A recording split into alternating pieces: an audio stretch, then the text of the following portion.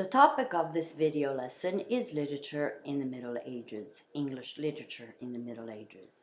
If we compare the medieval ages to the time of the great Viking invasions, we can notice that it is a time of relative economic stability which favored the development of literature and art in general.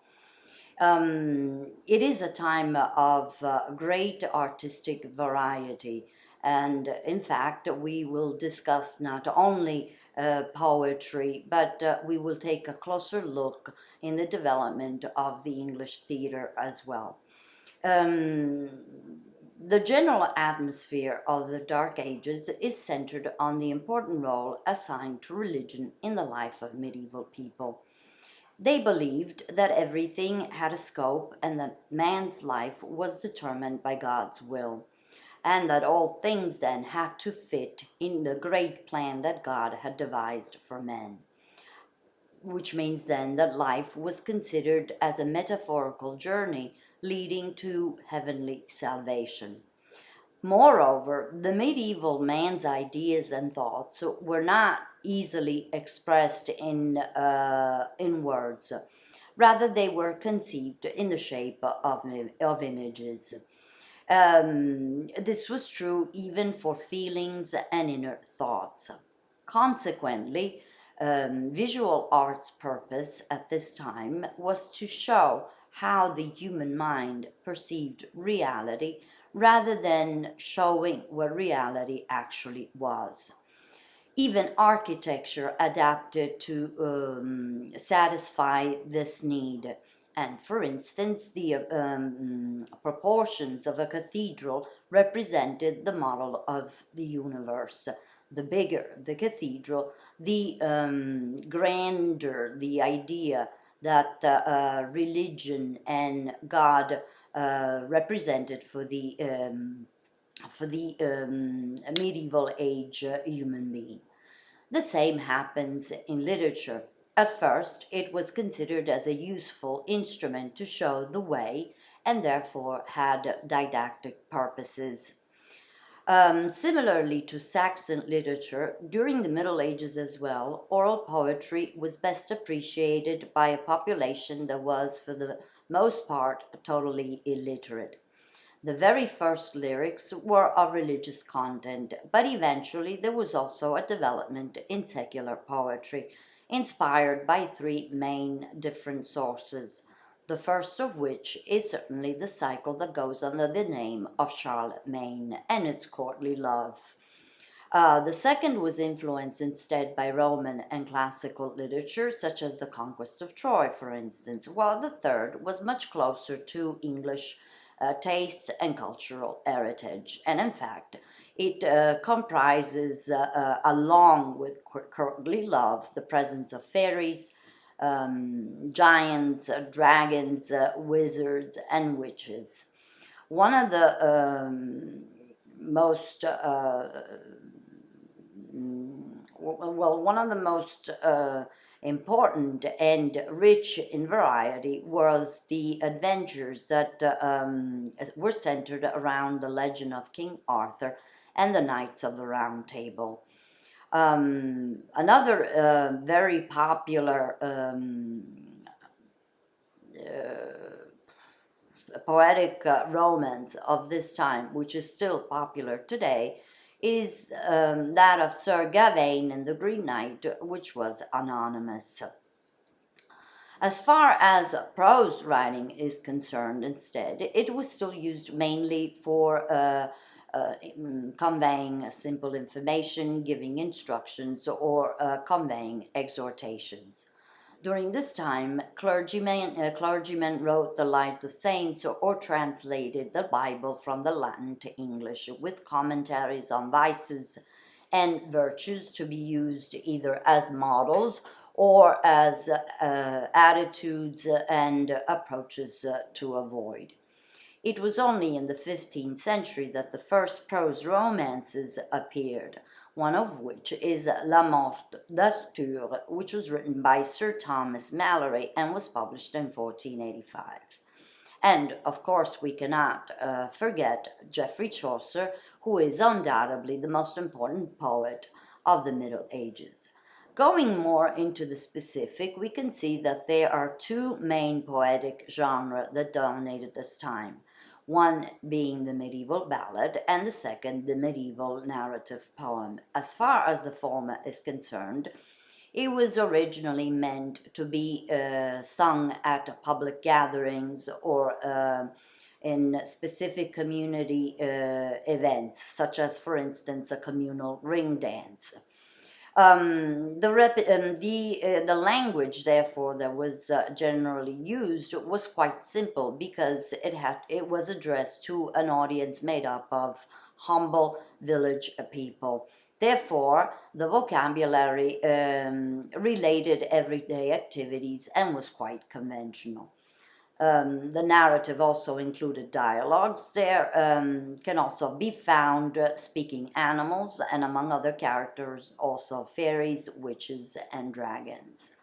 The narration was usually related in the third person, unless the narrator was himself or herself a character of the story.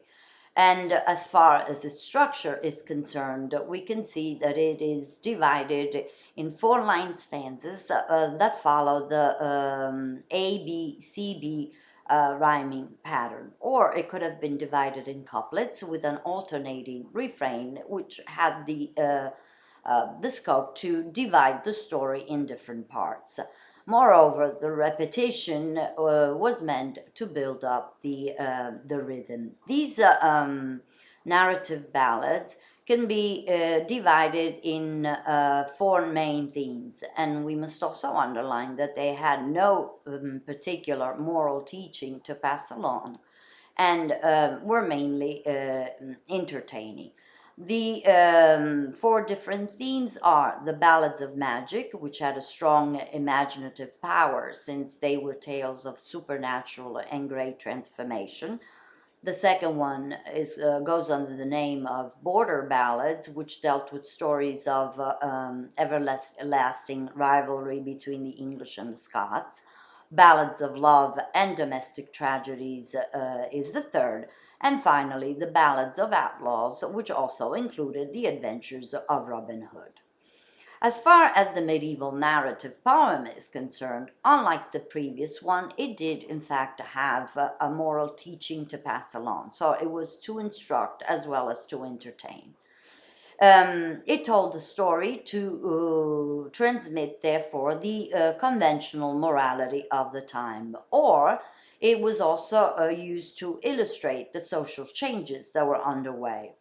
Its narrator spoke in the first person and offered a description of the setting, including the time the story took place, the description of other characters, their lifestyle, experiences, and even their psychology.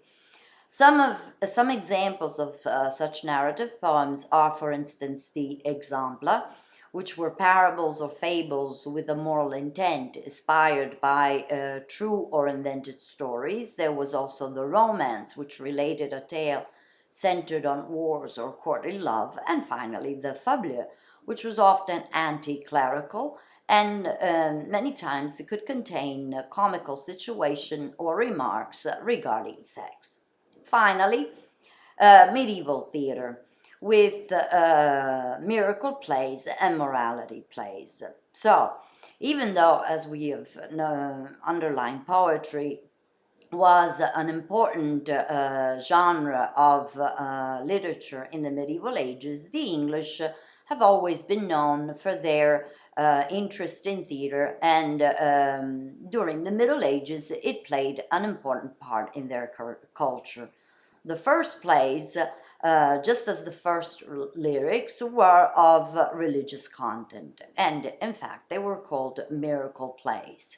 They usually were acted out in the naves of churches by monks and were meant to honor great Christian events. They proved to be a very efficient method to convey Christianity among the people. Later on, during the 13th, 14th, and 15th centuries, these plays progressively moved out from the churches and onto the marketplace or even in front of the bishop's residence, and their names also changed. Now they were called pageants. Latin was then replaced by English, and the actors were now lay members of trade guilds who received a salary for the services they performed. The content was still religious, and it regarded stories taken from the Bible, such as the creation of Adam and Eve, the resurrection, or the Last Judgment. What makes the pageant peculiar is its structure. It was actually a movable stage wagon, open on all sides. A different fragment of the same episode of the story was performed on each side, allowing people to move from one side to the other in order to see the entire play. The miracle plays were then soon replaced by morality plays, which no longer had religious content, but was on the contrary, for the first time, concerned with man's historical evolution from ancient times to their present day. The stories were all invented, and the characters were human personifications of vices and virtues, providing the audience with what would later be developed in terms of psychological insight. They employed professional actors belonging to acting companies or associations and were under the patronage of an important aristocrat. As a matter of fact, the first performance usually took place at their patrons' mansions, and only afterwards they toured the country with their plays. Finally, we have the interlude, which first appeared in the 15th century, and it consists of a short performance that was played out at a lord's house by a very small acting company. The interlude could have been both serious and comic. Through disguises, the actors would give life to misunderstandings, leading to humorous situations. The interlude also had a special character, which was called the vice, and whose only purpose was to arouse the audience laughter.